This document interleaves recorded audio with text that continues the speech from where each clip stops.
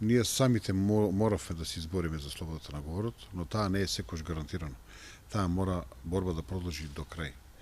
Секоја власт тежне да го ограничи слободата на говорот и слободата на мислењето, но ние како медиуми мораме да овозможиме на јавноста тоа да се случи.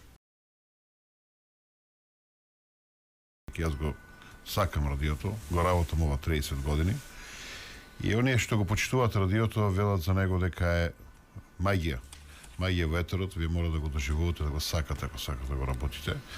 Второ, американците сметаат дека е недемократски медиум, медиум кој што е достапен секаде и затоа председателот на државата при годишното обраќање на нацијата се обраќа на радиото, а не на телевизијата. Бидејќи радиото е достапно преку најголем број на приемници, а од друга страна сликата може да ви направи некаква лажна представа, а радиото не може. Кај нас една секунда молк е цела вечност, го знаем правилото. И јас сум управител, но сум и член на Дружение на новинари и го работам ова.